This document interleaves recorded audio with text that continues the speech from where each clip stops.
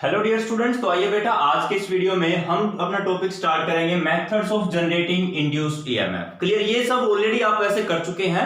Just एक आपको एक आइडिया देना है इसके बारे में दोबारा से, ठीक है। तो देखिए, आप लोग वैसे लेडीज के बारे में समझ चुके हैं हम इस चैप्टर के अंदर, फिर भी एक बार देख लीजिए कि इंड्यूस्ड ईएमएफ को हम कैसे जनरेट कर सकते हैं। उसके कुछ मेथड हैं, हम 3 मेथड करेंगे, जिसमें से 2 मेथड यहां पर मैंने लिखे हुए हैं।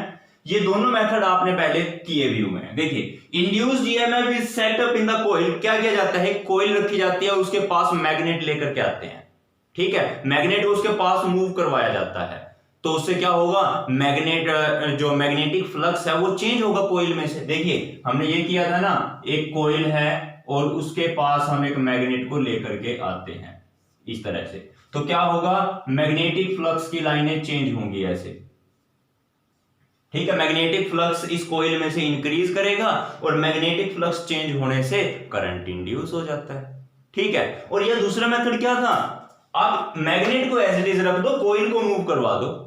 पहले तो कॉइल को रेस्ट पे रखा, मैग्नेट मूव करवाई। दूसरा क्या किया, मैग्नेट को एज इट इज रखा लेकिन इस कॉइल को मूव करवा दिया, तब ईएमएफ जनरेट हुई।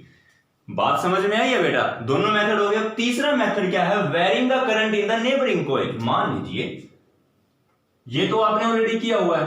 अब देखिए, एक कॉइल है अपने पास, क्लियर, और एक कॉइल, इसको मैंने गैल्वेनोमीटर से कनेक्ट कर दिया, और एक कॉइल यहां पर है जिसको हमने, इसके अंदर हमने करंट को बार बार चेंज किया। ये कॉइल है, इस कॉइल के करंट को मैंने बार बार चेंज किया, तो इसका फ्लक्स चेंज होगा। इसके फ्लक्स में चेंज होने की वजह से यहां पे करंट इंड्यूस हो जाएगा। देखिए, अगर मैं इसमें से करंट को चेंज करूंगा तो इसका मैग्नेटिक फील्ड चेंज होगा। अब वो मैग्नेटिक फील्ड, अब इसके मैग्नेटिक फील्ड के पास ये भी रखी हुई है, यानी कि इसके अंदर से भी मैग्नेटिक फील्ड चेंज हो रहा है, तो इसके अंदर मैग्नेटिक फील्ड चेंज होने से करंट इंड्यूस हो जाएगा इसमें। बात समझ में आई है।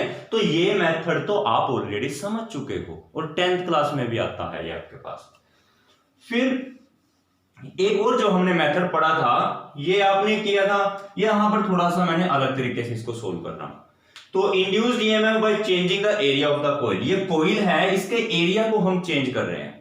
अब एरिया को इसके कैसे चेंज किया जा रहा है, देखिए यहां पर ये मेटेलिक रेल है एक, इसके ऊपर यहां पर ऐसे एक रोड लगी हुई है, ठीक है। हम इसको आगे पीछे ऐसे मूव करवाएंगे तो क्या होगा, एरिया चेंज होगा कॉइल का, ठीक है। देखिए, अभी तो कॉइल का एरिया ये रहा, अगर मैं इसको दूर ले गया तो एरिया बढ़ जाएगा ना, तो एरिया बढ़ने से, या अगर इसको इस तरफ ले आऊं तो एरिया घट जाएगा। तो एरिया चेंज करके भी हम इसमें ईएमएफ इंड्यूस कर सकते हैं। तो देखिए बेटा, जैसे अगर मैं इसको वेलोसिटी v के साथ आगे लेके गया, वेलोसिटी v के साथ यहां से आगे लेके गया, ठीक है, तो वेलोसिटी v से इधर लेके गया, टाइम लगा dt, तो ये यहां से यहां तक का डिस्टेंस कितना हो गया, v dt। Velocity into time, distance क्या होता है, वेलोसिटी इनटू टाइम।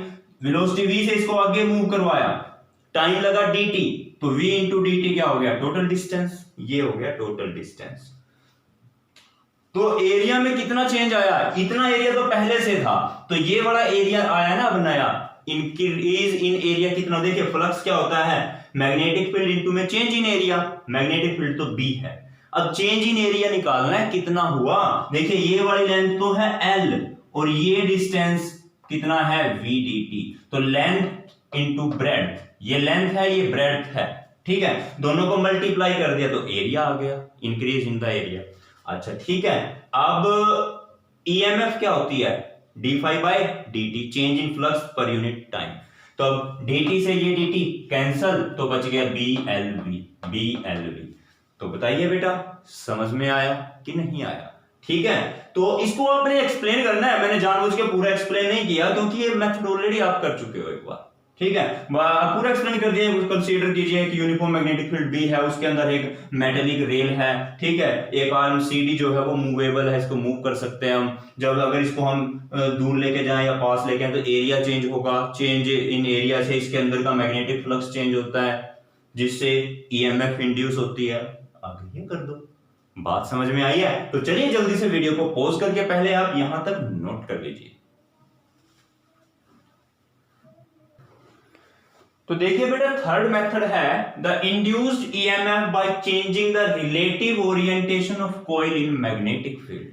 कि अगर एक मैग्नेटिक फील्ड में कॉइल को रोटेट कर दिया जाए, कॉइल को जस्ट क्या कर दिया जाए, रोटेट, उससे भी ईएमएफ इंड्यूस हो जाती है। जैसा जनरेटर में होता है, एक कॉइल क्या कर रही है, बार बार रोटेट कर रही है, उससे भी क्या होता है बेटा, ईएमएफ इंड्यूस होगी।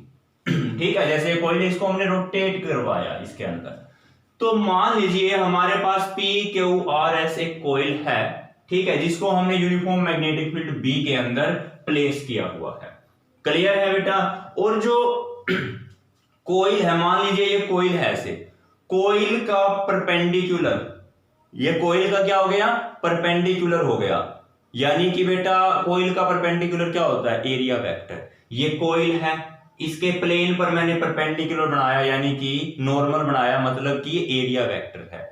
तो कॉइल के एरिया वेक्टर ने मैग्नेटिक फील्ड के साथ जो एंगल बनाया, वो एंगल है theta. Theta is the angle between normal of the coil, coil का नॉर्मल यानी ये, यानी एरिया वेक्टर। बात समझ में आई? मैं यहां एरिया वेक्टर की बात कर रहा हूं, नॉर्मल ऑफ द कॉइल यानी area vector. Theta is the angle between normal of coil and the magnetic field. तो अगर ये है तो फ्लक्स का पूरा फॉर्मूला क्या होता है, बी ए कोस थीटा। जहां पे कोस थीटा 0 डिग्री होते हैं ना, वहां पर हम बी ए लिख लेते हैं सिंपली। तो यहां फाई कितना हो गया, बी ए कोस थीटा। बात समझ में आई है? तो अगर कॉइल रोटेट करती है एंगुलर वेलोसिटी ओमेगा के साथ, एंगुलर वेलोसिटी रोटेट कर रही है, एंगुलर वेलोसिटी ओमेगा, ओमेगा क्या होता है, एंगुलर वेलोसिटी ओमेगा किसके इक्वल होती है, angle by time, theta by T. यहां से आप थीटा की वैल्यू निकालिए, टी इधर आ जाएगा, ओमेगा इंटू टी, थीटा बराबर ओमेगा इंटू टी। बात समझ में आई बेटा? अब देखिए आप, फ्लक्स है ना हमारे पास, phi B A cos theta की जगह ओमेगा टी, ओमेगा टी। बात समझ में आई है ना बेटा? फ्लक्स कितना आ गया, B A cos omega t. अब ईएमएफ क्या होती है, minus d phi by d t. अगर मैग्नीट्यूड में लेते हैं तो माइनस साइन को इग्नोर कर देंगे, लेकिन अगर हम केवल मैग्नीट्यूड लेते हैं तो माइनस साइन नहीं लेते। अभी हम पूरा निकाल रहे हैं। तो ईएमएफ क्या, पूरा फॉर्मूला क्या है, minus d phi by d t, minus sign as it is, flux की value B A cos omega t, B A cos omega t. अब देखिए minus B A as it is, तो अंदर बच गया कोस ओमेगा टी का केवल differentiation होगा, ठीक है, केवल ऐसे जिस टाइम पर डिपेंडेंट फंक्शन है ना, उसी का डेरिवेटिव लेंगे। तो कोस ओमेगा टी का डिफरेंशिएशन कितना होगा, देखिए ओमेगा टी का डिफरेंशिएशन तो ओमेगा, और कोस का साइन, तो ओमेगा साइन ओमेगा टी। देखिए कोस ओमेगा टी का डिफरेंशिएशन साइन ओमेगा टी, फिर ये ओमेगा टी भी तो है, इसका डिफरेंशिएशन ओमेगा आएगा। तो टोटल अपने पास आ गया। कोस का माइनस साइन होता है ना, तो वो माइनस इस माइनस से कैंसिल हो गया। तो बेटा ईएमएफ अपनी कितनी है, बी ए ओमेगा साइन ओमेगा टी। ये फॉर्मूला भी आपने याद रखना है, ठीक है, यूज होता है ये कई बार। फिर अगर एक कॉइल में नंबर ऑफ टर्न्स n है, तो इसको n से मल्टीप्लाई कर दो, बस सिंपल तो है, फिर ईएमएफ इतनी हो जाएगी।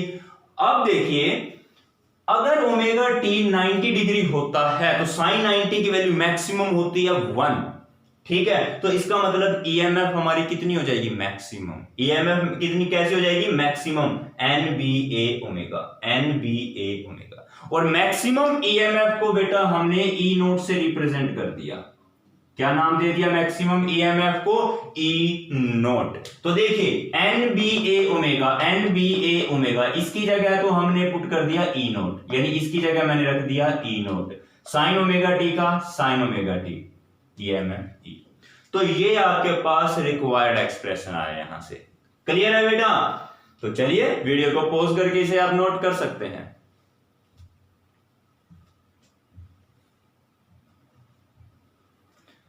तो ठीक है बेटा, नोट कर लिया तो ओके, मिलते हैं अपनी नेक्स्ट वीडियो में नेक्स्ट टॉपिक के साथ। तब तक के लिए bye bye, thank you and have a nice day.